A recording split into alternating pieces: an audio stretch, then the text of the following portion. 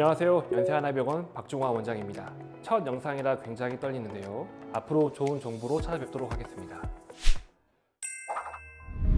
무릎 통증은 흔히 중장년층에서 주로 발생하는 것으로 알려져 있지만 최근에는 20대, 30대는 물론 10대 청소년까지도 무릎 통증을 호소하는 경우가 늘고 있습니다. 문제는 대부분 잠시 아픈 거라 생각해 가볍게 넘길 때가 많다는 점인데요. 만약 무릎 통증이 반복되거나 시간이 지날수록 악화된다면 연골 손상 질환 중 하나인 연골연화증을 의심해 봐야 합니다. 연골연화증은 무릎 앞쪽에 위치한 슬개골, 동그랗게 튀어나와 있는 뼈 아래쪽에 위치한 연골이 점점 부드러워지고 마모되는 질환입니다. 원래 연골은 뼈와 뼈가 만나서 움직일 때 서로 부딪히지 않도록 완충 역할을 하는 매끄럽고 단단한 조직입니다.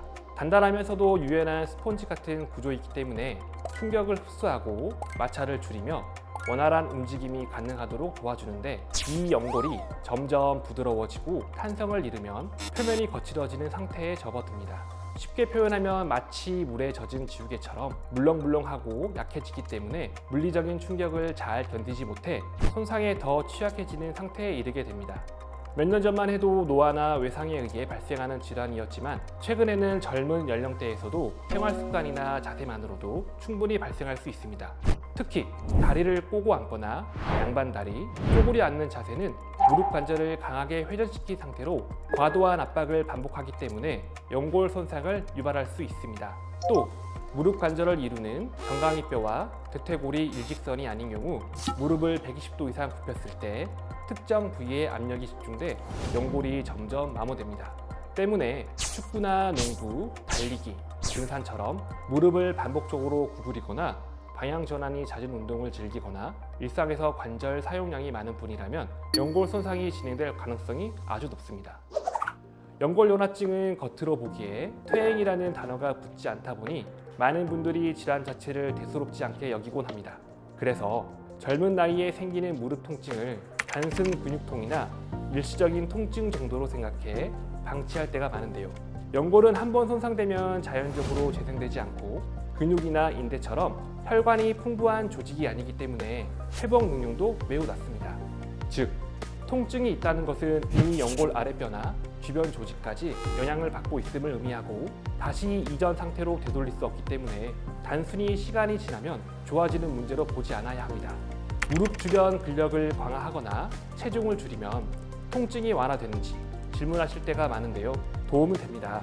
허벅지나 종아리 근육이 강해지면 무릎 연골에 직접 가해지는 하중이 분산돼 손상을 줄일 수 있고, 체중이 1kg 증가할 때마다 무릎 관절에 가해지는 하중은 3에서 5kg 정도까지 늘어나기 때문에 체중 관리도 무릎 건강에 큰 영향을 미칩니다. MRI 검사를 해도 이상이 없다는데 계속 아파요. 이런 분들도 계신데요. 연골 표면의 미세한 초기 변화는 영상 검사상 명확하게 드러나지 않을 때도 있어 MRI 검사에서 이상이 없다 하더라도 연골연화증이 없다고 단정 지을 수는 없습니다. 이 경우에는 통증이 있는 부위와 증상의 양상을 종합적으로 판단해 경과를 꾸준히 관찰하는 것이 중요합니다.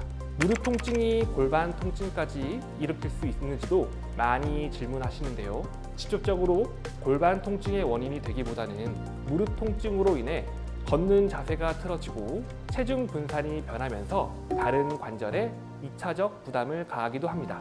특히 무릎을 제대로 펴지 못하고 쩔뚝거리는 보행 습관이 지속되면 고관절이나 허리에도 영향을 줄 수 있습니다. 결국 연골연화증은 단순히 무릎 연골의 손상으로 끝나는 문제가 아니라 전신의 자세 균형을 무너뜨리고 연쇄적인 통증과 기능 저하로 이어집니다. 또 손상 정도에 따라 퇴행성 관절염으로 발전할 수 있기 때문에 조기 진단과 치료가 매우 중요한데요. 다음 시간에는 이 두 가지에 대해 좀 더 자세히 설명드리도록 하겠습니다. 지난 시간에는 연골연화증이 어떤 질환이며 특히 젊은 층에서도 주의가 필요하다는 점에 대해 말씀드렸는데요. 단순히 무릎 통증이 생기는데 그치지 않고 손상이 누적되며 퇴행성 관절염으로 빠르게 이어질 수 있기 때문에 조기 진단과 치료가 무엇보다 중요합니다. 연골연화증을 진단하는 데 있어 가장 먼저 시행되는 검사는 엑스레이 검사입니다. 엑스레이를 통해 뼈의 정렬 상태나 관절 간격, 슬개골의 위치나 틀어짐, 골극 형성 등을 확인할 수 있는데요. 하지만 연골은 연부 조직에 해당되기 때문에 엑스레이만으로는 연골 상태를 정밀하게 확인하는데 한계가 있습니다. 따라서 좀 더 정밀하고 구체적인 진단이 필요한 경우에는 MRI 검사를 시행합니다. MRI는 연골의 두께나 연화 정도, 염증 상태, 연골 표면의 박리 등 손상 부위를 보다 정밀하게 확인할 수 있습니다. 또 주변의 힘줄이나 인대, 관절낭 같은 연부 조직까지 함께 확인할 수 있어 무릎 통증의 정확한 원인을 파악하는데 매우 유용합니다. 그러나 MRI도 모든 병변을 100% 잡아내는 것은 아니기 때문에 환자의 증상이나 움직일 때 통증이 생기는 부위, 지속시간 같은 임상적인 정보와 함께 종합적으로 판단하는 전문의의 경험이 매우 중요합니다. 이러한 영상을 통해 연골 연화증으로 진단됐다면 연골이 마모되기 전에, 즉 퇴행성 변화가 가속화되기 전에 빠르게 개입해 손상을 멈추거나 늦추는 것을 목적으로 치료를 진행합니다. 초기 단계에서는 대부분 보존적 치료를 우선적으로 진행해 염증과 통증을 조절하고 관절 주변 근육의 긴장도를 낮춰 연골에 가해지는 부하를 줄여 회복 환경을 만들어줍니다. 체외 충격파 치료는 연골세포 대사를 자극하고 국소 혈류를 증가시켜 통증을 완화하고, 스테로이드 같은 주사 치료는 관절 내 염증을 빠르게 억제하고 마찰을 줄여 무릎이 뻣뻣하게 굳는 증상을 호전하는 데 도움됩니다. 그러나 3개월 이상의 본인적 치료에도 회복이 어렵거나 퇴행성 관절염 예방이 필요한 단계라면 관절 내시경 수술을 진행합니다. 관절 내시경을 통해 손상된 연골의 가장자리를 정리하거나 갈라진 표면을 매끄럽게 다듬어 마찰과 염증을 줄이도록 합니다. 이때 미세천공술이라 하여 연골 아랫뼈에 미세한 구멍을 뚫고 그 속에서 나오는 줄기세포를 통해 새로운 연골 형성을 유도하는 재생치료도 고려될 수 있습니다. 환자마다 연골의 손상 정도나 해부학적 구조, 통증을 유발하는 메커니즘이 다르기 때문에 개별화된 치료 계획을 세우는 것이 중요합니다. 특히 젊은 연령층은 활동이 많다 보니 손상 속도가 빠르기 때문에 생활습관 개선도 매우 중요한 예방법입니다. 무릎은 30대 후반부터 자연스러운 퇴행성 변화가 시작되며 통증이 있다는 것은 구조적으로 약화되고 있음을 의미합니다. 따라서 쪼그려 앉거나 양반다리, 다리꼬기처럼 무릎 안쪽 압력을 높이는 자세는 피하는 것이 좋습니다.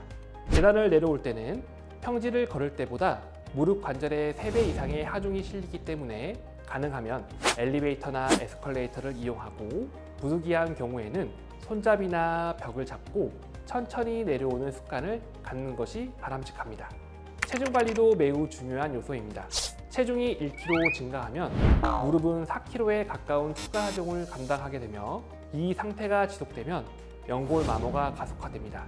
따라서 적정 체중을 유지하는 것만으로도 연골 손상을 예방할 수 있으며 무릎 관절의 안정성과 정렬을 유지하기 위해 허벅지 앞 뒤쪽 근육을 꾸준히 강화하는 운동도 도움이 됩니다.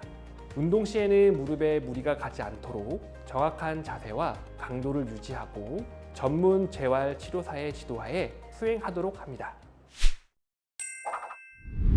과거에는 연골 손상 같은 질환은 중장년층 이상에서만 발생한다고 여겨졌지만, 현대 사회에서는 오히려 젊은 층에서 더욱 빠르게 나타나는 경향도 있습니다. 따라서 현재 나이와 관계없이 무릎 건강에 관심을 갖고 적극적인 관리가 필요하다는 인식이 중요합니다. 병원을 찾는 젊은 환자분들 중 상당수는 무릎 통증에 의구심을 가질 때가 많습니다. 특별히 다친 기억도 없고 활동량도 평소와 다르지 않은데 갑자기 무릎이 붓고 아파졌기 때문인데요. 사실 30대에 접어들어 발생하는 통증은 퇴행과 연관됩니다. 그러나 많은 분들이 관절의 퇴행성 변화는 60대 이상에서나 나타나는 문제라고 생각하는데, 실제 무릎 관절의 마모는 우리가 생각하는 것보다 훨씬 이른 시기부터 시작되고, 젊은 시기부터 누적된 잘못된 습관과 사용 방식에 따라 그 속도는 훨씬 빨라질 수 있습니다. 무릎이 생각보다 빨리 늙는 첫 번째 이유는 생각보다 훨씬 혹사당하는 관절이기 때문입니다. 무릎은 하루에도 수천 번, 평생 3억 번 이상 굽혀지고 펴집니다. 단순히 걷는 것만으로도 체중의 3배 이상의 하중이 무릎에 전달되며 계단을 오를 때는 5에서 7배 이상의 힘이 실립니다. 이러한 움직임 속에서 연골은 충격을 흡수하고 뼈와 뼈 사이의 마찰을 줄여 부드럽게 움직일 수 있도록 도와주는데요. 이 연골도 활동량이나 소모 기간과 비례해 서서히 마모되게 됩니다. 때문에 일상생활에서 무릎을 자주 굽히는 활동을 하거나 직업을 가진 경우, 운동을 즐기는 분이라면 더 많은 자극이 가해지며 퇴행이 가속화돼 일찍이 무릎 통증과 염증, 관절 변형 등이 발생하게 됩니다. 두 번째 이유는 연골 마모는 단순히 나이 때문이 아니라 생활 습관에 훨씬 더 큰 영향을 받기 때문입니다. 과거에는 퇴행성 질환이 노화와 함께 자연스럽게 따라오는 변화로 여겨졌지만 현대 사회에서는 그 발생 시점이 점점 앞당겨지고 있습니다. 특히 한국인들에게 익숙한 자세인 양반다리, 쪼그려 앉기, 다리 꼬기 등은 무릎 내 압력을 비정상적으로 높여 연골 마모를 촉진하는 주요 원인이 됩니다. 여기에 더해 무리한 운동이나 장시간의 저식 생활, 높은 활동량 등이 더해져 관절 스트레스를 증가시키게 됩니다. 실제로 저희 병원에도 30대 환자분들 중 MRI 검사상 연골 연화증이나 연골의 미세 열상, 초기 퇴행 소견이 발견되는 경우가 있습니다. 따라서 연령보다 어떻게 무릎을 사용해 왔는지, 어떤 자세와 습관을 반복했는지가 관절 건강에 훨씬 더 결정적인 영향을 미친다는 것을 유념해야 합니다. 세 번째 이유는 연골은 한번 손상되면 자연적으로 재생되지 않는 조직이기 때문입니다. 연골은 혈관과 신경이 거의 없기 때문에 영양 공급과 재생 능력이 매우 제한적이고 한번 마모되거나 손상되면 그 상태로 점점 진행되는 특징을 가지고 있습니다. 때문에 연골이 닳아 없어지면 그 아래에 있는 뼈가 직접 하중을 받게 되고 이때부터는 통증이 본격적으로 발생합니다.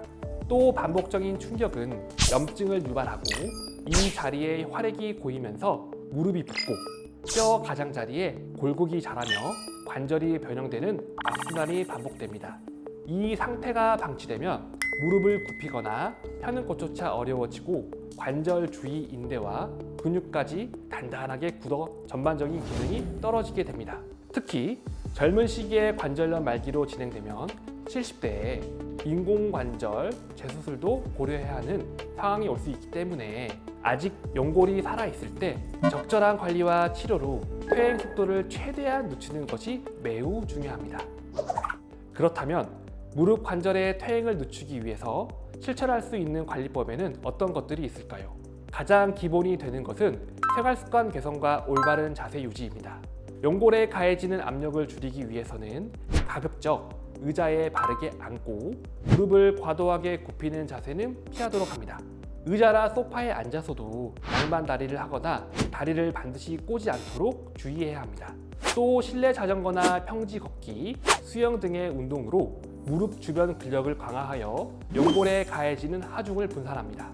이 세 가지 운동은 관절 부담은 적으면서도 효과적으로 근육을 키울 수 있어 매일 꾸준히 시행하는 것이 중요합니다.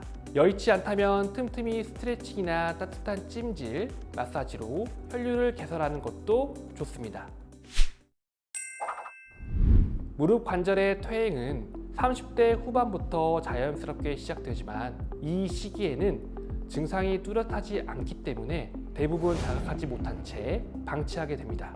따라서 무릎의 뻣뻣함, 계단 오르내릴 때 불편함, 움직일 때 뚝 하는 파열음 같은 증상이 있다면 통증이 더 악화되기 전에 병원에 내원하여 무릎 건강 상태를 체크해 주시기 바랍니다. 피부가 마른다, 피가 마른다는 표현은 익숙하지만 무릎이 마른다는 말은 다소 생소하게 들릴 수 있습니다. 그러나 실제로 무릎 관절 내 연골은 수분을 잃어가며 점점 메마르는 변화를 겪고 이 과정이 반복되면 관절염의 위험도 높아지게 됩니다. 그래서 오늘은 우리가 잘 알지 못했던 연골 속 수분 이야기와 수분 부족이 관절 건강에 어떤 영향을 미치는지를 설명드리겠습니다. 우선 연골이 어떤 조직인지부터 이해할 필요가 있습니다. 많은 분들이 연골을 단단한 뼈처럼 여기지만 사실 연골은 7에서 80% 정도가 수분으로 구성된 말랑하고 탄력 있는 조직입니다. 쉽게 말해 젤리와 지우개 중간쯤 되는 질감으로 충격을 흡수하고 뼈와 뼈가 부드럽게 미끄러지듯 움직일 수 있도록 도와주는 역할을 합니다. 이처럼 연골의 주요 기능은 완충과 윤활인데 이는 수분이 풍부할 때만 제대로 작동됩니다. 때문에 많은 관절 질환의 문제는 수분이 빠지면서 발생합니다. 나이가 들면 체내 수분량이 점점 감소되는데요. 연골 또한 예외가 아닙니다. 수분이 빠진 연골은 점차 딱딱하고 메마른 고무처럼 변하고 활력과 유연성을 잃고 충격을 흡수하는 기능이 크게 저하됩니다. 그 결과 마찰이 늘어나고 반복적인 자극에 의해 염증이 반복되는 퇴행성 관절염으로 이어지게 됩니다. 그렇다면 연골이 메마르는 원인은 단지 노화 때문일까요? 꼭 그렇지도 않습니다. 오히려 현대인의 생활 습관이 연골 수분을 더 빠르게 고갈시키는데요. 대표적인 예가 수분 부족입니다. 하루 수분 섭취량이 부족하거나 물 대신 커피나 이온 음료를 마시는 분들이 있는데요. 이러한 음료는 이뇨작용을 유도해 체내 수분 보유력을 더욱 떨어뜨려 관절을 보호하는 연골에도 충분한 수분을 공급하지 못하게 됩니다. 또 운동 부족도 큰 원인이 됩니다. 운동량이 부족하면 관절 내 윤활의 순환이 원활하지 않기 때문에 이로 인해 연골로 영양과 수분 공급이 저하됩니다. 반대로 과도한 운동이나 무리한 관절 사용도 미세 손상을 유발해 연골 내 수분 손실을 가속화시킬 수 있습니다. 여기에 더해 흡연, 잦은 음주, 단백질과 비타민 섭취 부족, 비만 역시 연골 수분 유지에 악영향을 미치는 요인이 됩니다. 특히 과체중 상태에서는 무릎 관절에 지속적인 압박이 가해지기 때문에 연골 마찰이 심해져 수분 증발 속도 또한 빨라지게 됩니다. 이와 같은 요인들로 수분을 잃은 연골은 점차 건조하고 거칠어지며 표면에 미세한 균열이 생기기 시작합니다. 이 균열은 시간이 지나면서 점점 더 깊어지고 넓어져 연골이 벗겨지거나 닳아 없어지는 퇴행성 변화로 진행됩니다. 문제는 연골은 신경과 혈관이 거의 없는 조직이라 스스로 재생되기 어렵고 상당히 손상된 후에야 통증을 느끼는 경우가 많다는 점입니다. 그렇다면 어떻게 해야 연골 수분을 유지할 수 있고 무릎 건강을 지킬 수 있을까요? 가장 기본이 되는 것은 충분한 수분 섭취입니다. 하루 최소 6에서 8잔 이상의 물을 규칙적으로 마시고 갈증을 느끼기 전 습관적으로 마시는 것이 이상적입니다. 또 관절에 부담을 주지 않으면서도 근육과 연골 주변을 자극하는 실내 자전거나 평지 걷기, 수영 등의 운동을 진행합니다. 이러한 운동은 관절 내 활액 흐름을 촉진하고 연골 대사를 도와 수분 유지를 가능하게 합니다. 식단도 빼놓을 수 없는 요소입니다. 오메가3 지방산이나 비타민 D, 비타민 C, 콜라겐, 항산화 성분이 풍부한 식품은 연골 대사를 돕고 염증 반응을 억제하는 데 효과적입니다. 연어, 고등어, 두부, 브로콜리, 아보카도, 견과류 등이 대표적이며 무릎 건강을 위한 항염 식단으로 꾸준히 섭취하면 좋습니다. 마지막으로 연골만큼 중요한 것이 그 주변 구조물의 건강입니다. 무릎은 단순히 연골 하나로만 움직이는 관절이 아니라 모든 조직이 조화롭게 작동돼야 기능을 제대로 할 수 있습니다. 연골이 약해지면 주변 조직에도 긴장과 부담이 더해져 결국 무릎 전체 기능 저하로 이어지고 퇴행 속도도 더욱 빨라지게 됩니다. 결국 수분이 부족하고 운동이 부족하고 영양 상태까지 부족하다면 30대부터도 마른 연골, 즉 손상되고 퇴행성 관절을 갖게 될 수 있기 때문에 지금부터라도 연골 수분을 지키기 위한 생활 습관으로 바로 잡아주시길 바랍니다. 지금까지 연세하나병원 박종화 원장이었습니다. 감사합니다.